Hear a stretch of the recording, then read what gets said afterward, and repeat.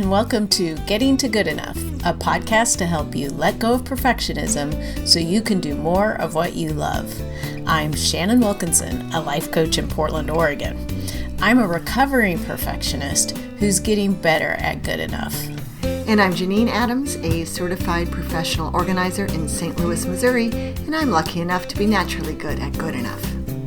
And today we're talking about expectations of perfection, especially in others. Hey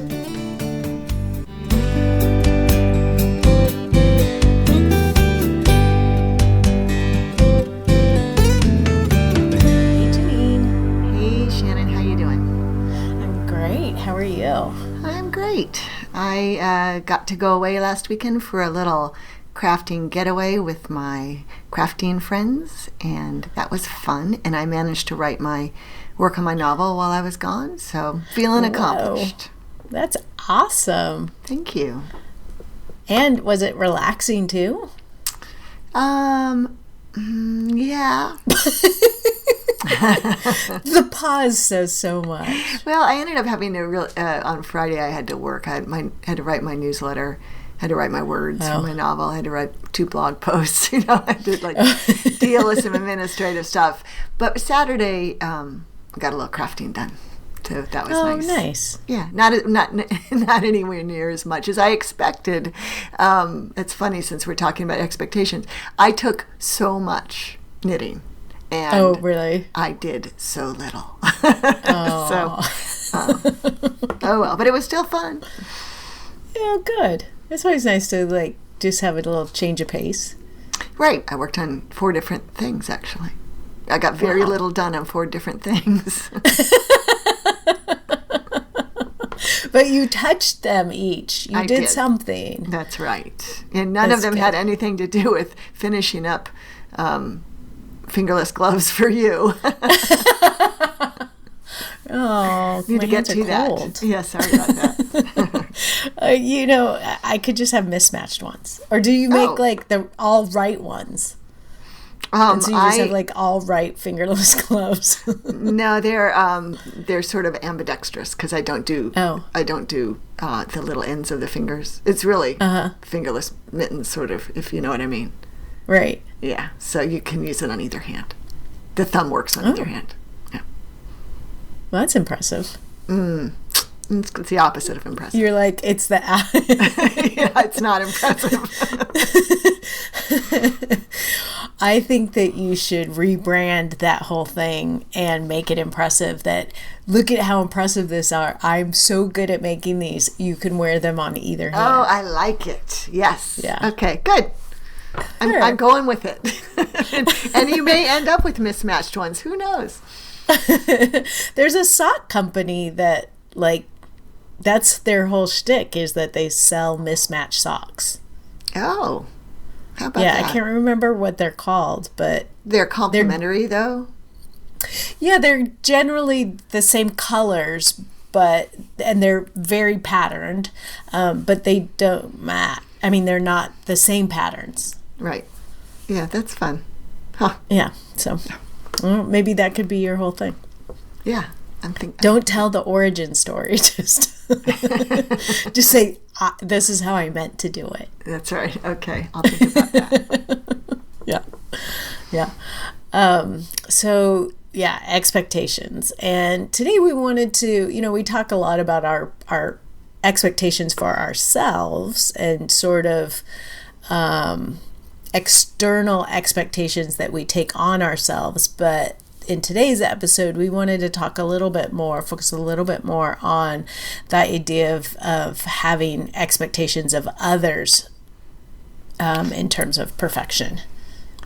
Right, because when we expect perfection in ourselves, it's hard enough if we don't live up to it. But when we expect expectations in others, we're bound to be disappointed, because nobody's perfect, right? And, yeah. And the thing that made me think of talking about this was, I was talking with somebody who asked me if I had updated to the new Apple iPhone operating system. And I hadn't yet, I don't think. Or maybe I just had at the moment. I had. I said, yeah, I have, just a couple days ago. She said, oh my God, it's such a nightmare. It's an absolute disaster. Good luck with it. I'm like, oh, I haven't had any problems yet. And she didn't really elaborate. And I thought, and then I didn't have any problems. I had a glitch here and there, but yeah. like you do. But apparently, I think that this person feels as though it should be completely glitch-free when Apple updates something. And so she's always disappointed because it's never glitch-free. Yeah, and will continue to be disappointed because, it will never be glitch-free. And that's the model, particularly with the way that software is done now, where it's really more apps as opposed to, what we think of as software back in the old days. Programs. Where, it's like, instead of it being perfect, it's like, okay, what's most important for us to have complete for this version?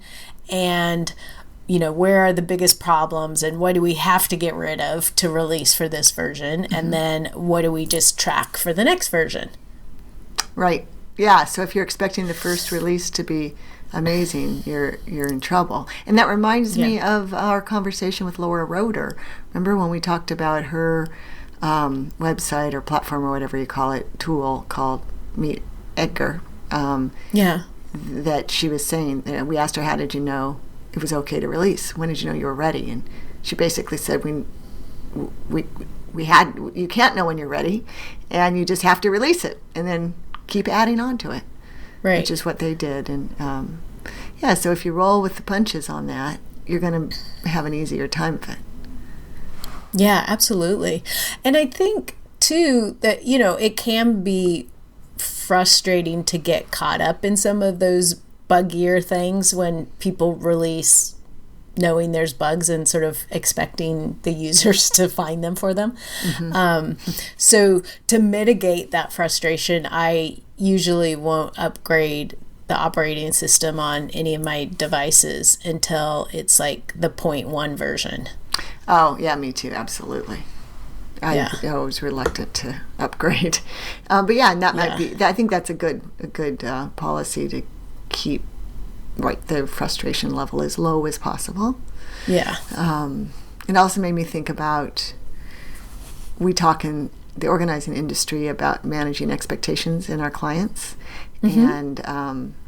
And one of my friends, Stanley Robertson, she's a well-known organizer, and years ago, 15 years ago probably, she gave a talk at a conference called Managing Client Expectations that became an instant classic. And I think she's given it once or twice before. People always talk about it. And, so for us, it's about helping clients understand what's going to happen so they don't think we can come in and wave a magic wand and make their home perfect in a session, right? Right. So in this case, it's my job to help somebody understand that what the standards of perfection are going to be, which is there won't be any. So it sort of works both ways in a sense, in relationships and so forth as well, I suppose. Yeah. Well, and I think that's something that a lot of service providers, well, really anyone, but because I know I do that a lot with my clients too, is sort of set up the scenario, manage their expectations, and so that they don't think that it'd be like, bam, she can fix me. Right. Although sometimes that way. Sometimes it does feel like it works that way with you. I feel like sometimes you do wave a magic wand. Well, thank you. Sometimes it can work that way, and also it doesn't always work that way. Right. So I would much rather have lower expectations and have people be surprised than tell them that, like, oh, it always feels like magic. Well, yeah, that's very smart, without a doubt. Yeah. But I was thinking of, there are a couple of situations where I found myself, and it wasn't software, but I can't remember what it was, but when I shifted my expectation of from like well, they should just get it right, to, oh, people make mistakes. Mm-hmm. It makes it so, it really reduces my stress level.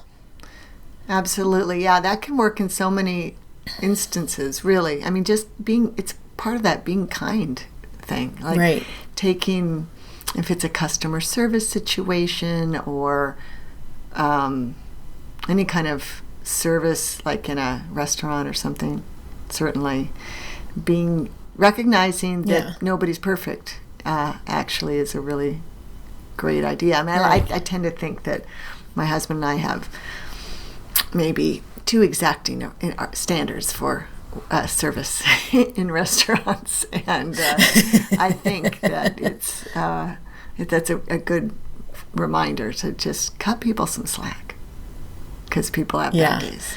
Yeah. Right. And this is also making me think of something that I try to remember in all aspects of my life, and that is to assume good intentions. Yes. And, assume that if someone makes a mistake or is not performing at the level that you think they should be, that it's not out of any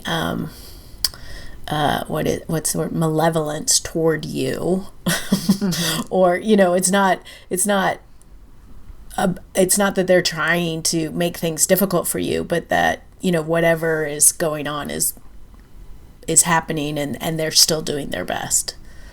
Yeah, if you make that your baseline, like that, your first inclination to assume good intentions, and basically until proven otherwise. And I can't even think of any instances where I can think of someone who was literally acting out of malice at anything in my personal life, anyway, anything out of the national arena. And I think that's really good advice.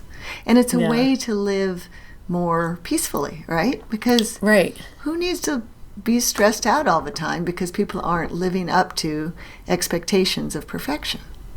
Right. Well, as we're talking about this, I'm realizing that I had something happen today that is a good example of this. It's like a completely non-important thing. I was driving home, and for whatever reason, this guy pulls out of the middle of the block, like he was on the front lawn of this.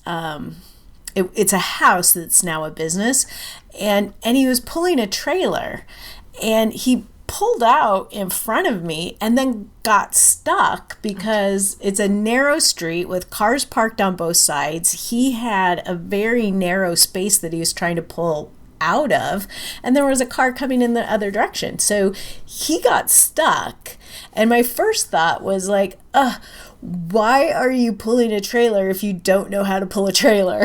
And because he's completely blocking the street. We're all stuck. And then this bicyclist comes flying by and tries to pass him.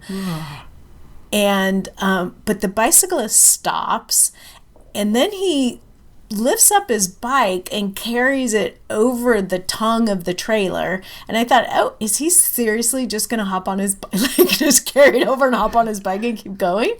But he didn't. He stopped and helped the guy navigate the trailer so he didn't take out this parked car while he was doing it.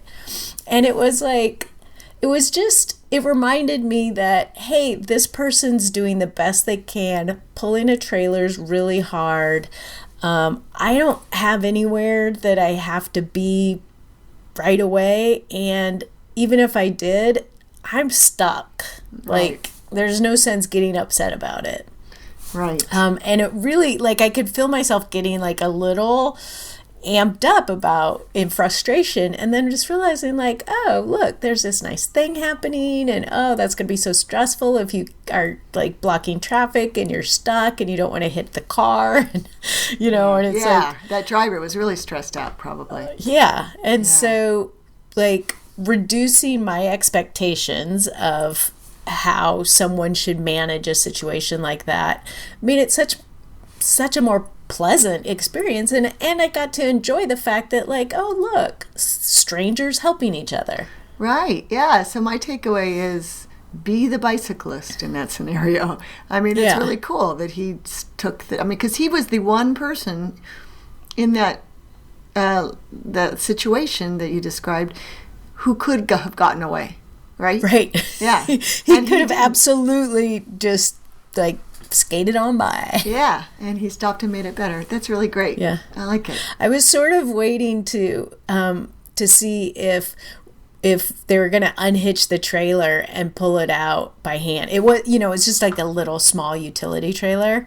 And so I was getting ready, like, well, if we have to, we can unhitch the trailer, move the car, and then pull the trailer out and rehitch it. Like, there are enough of us here that we can do that. But we didn't have to. The bicyclist was very adept at giving him instructions on how to pull out. And so it all worked out really well. Oh, that's great. How serendipitous that it was today when you were talking about this. That's excellent. Yeah. Another example that zipped through my head is our pets. Like, I have a really well-behaved dog generally, and very smart and sort of, a full-fledged family member. He doesn't do much wrong. But every now and then, he actually is a dog and doesn't remember what the expectations are for him, or like the time he chewed up the couch. Right. And caused us to have to rearrange our furniture for the first time in 20 years, right? He was just sick of the furniture arrangement, probably. But I think we sometimes expect so much from our pets, particularly dogs. We expect them to be perfectly behaved when oftentimes we're confusing them with our expectations, and being kind to them and remembering that they really aren't humans. And, it's okay for them to have quirks. Like Bix barks at school buses for whatever reason. Oh, funny. Barks and lunges at them. And so my expectations for his behavior around school buses is very different than my expectations for his behavior around other things, most things. So if he is able to sit and not lunge when a school bus goes by, then, he gets rewarded like crazy. Because that's the very best he can do. Right. You have to come see him, because his new thing is when he gets stimulated by a school bus or really anything, the way he handles that is to jump straight up in the air like he's on a pogo stick. Oh. Of course, not like he's on a pogo stick. He's not jumping on his hind legs, which he does sometimes, but he jumps all 4 feet, just straight up and down. Booker used to do that. Yeah. Great Dane. Oh, gosh. Yeah, that's it. It was like he would get excited, and it would just be like he would just bounce there. Like he knew he couldn't like lunge around because he was just too big, but he couldn't like contain his energy. Exactly. Yep. So Bix will literally walk down the sidewalk, going boing boing boing all the way. And people like just laugh cartoon. at him. Yeah, it's like he's on springs, and that's just how he holds it together. But that's awesome, because like what a smart way that he figured out to channel that excess energy that school buses trigger in him. Right. Or dog. The other thing is dogs who are in their homes, in their windows, barking at him. That's the other situation where he really has to try to hold it together. And he's actually stopped being willing to walk by these two houses where it's a problem. He insists on crossing the street, which, you know what? Hats off to him. He knows he can't hold it together, so he doesn't put himself in that position. It's a kind of a pain, but we have to accommodate it. But so he has expectations for his own behavior, I think. That seems like very next level awareness on his part. Yep, he's a next level poodle. It's true. Yeah. Yes. But I think that this whole idea of like allowing people to make mistakes, to not, and also, companies, like you can hold someone to a high standard and also not stress yourself out if they're not perfect. I think that's probably the key the defining thing there is that we're not saying that, it's okay when people screw up and like don't do what they're supposed to, sort of don't hold up their end of the bargain, whatever that may be. Mm-hmm. And if you are having these expectations of perfection, it just adds a layer of stress to the situation. So like you're stressed about whether or not they're going to do it. You're stressed when they don't do it, they don't meet your expectation. And then you have to figure out how to manage that expectation, as opposed to just assuming that everyone's doing their best. And then if something comes up, you figure out how to deal with it. Right. And in the case of expecting perfection from a family member, you're ramping up their stress as well. If they feel, right. If you're setting up a standard that's too high for your family members to achieve. So everyone's stressed. Yeah. Yeah. But I like the idea of, especially with companies, holding them to a high standard, but cutting them some slack. Yeah. When necessary. Right. Yeah. Huh. I think we solved this one. Bam! Yeah. I think it's interesting though when you start to think about it, like what are your thought patterns that are causing extra stress for you? What are the thought patterns that you're putting on other people that are causing extra stress? Yeah. And, just becoming aware of that is a great first step. Right. Yeah, that's our new second mantra. I mean, our new thing. It used to always be about knowing why something's important to you. But recently it's been about being aware of certain thoughts or behaviors. Yeah. Well, then you put the two of those things together. Watch out, 2020. Yeah. Yeah. Well, do you have anything else to say about that? I mean, I feel like we sort of actually did kind of nail it. Like, I don't know that there's a lot more to say, unless you have some. Yeah. No, I think my brilliant ideas have all been expressed. So no, yeah, I feel like it's a fairly accessible notion that we don't have to beat into the ground. Yeah. Yeah. But so just to sort of recap, I think the takeaways are to check in with yourself on what your expectations of others are. And if you're trying to hold people to an unreachable standard as opposed to, a reachable high standard. And notice when you're experiencing stress from that, and be willing to cut people slack and assume the best. Right. Assume good intentions. I love that. Excellent. Yeah. Great. Well, we want to hear from you, our listeners. Where do you struggle with expectations of perfection for other people? You can leave us a voicemail at 413-424-GTGE. That's 4843. Or you can find us on social media at GTG Enough on Twitter, at Getting to Good Enough on Facebook and Instagram. And of course, we're always on our website, and you can leave comments in the show notes at gettingtogoodenough.com. For now, this is Shannon Wilkinson in Portland, Oregon. And Janine Adams in St. Louis, Missouri. And we hope that good enough is getting easier for you.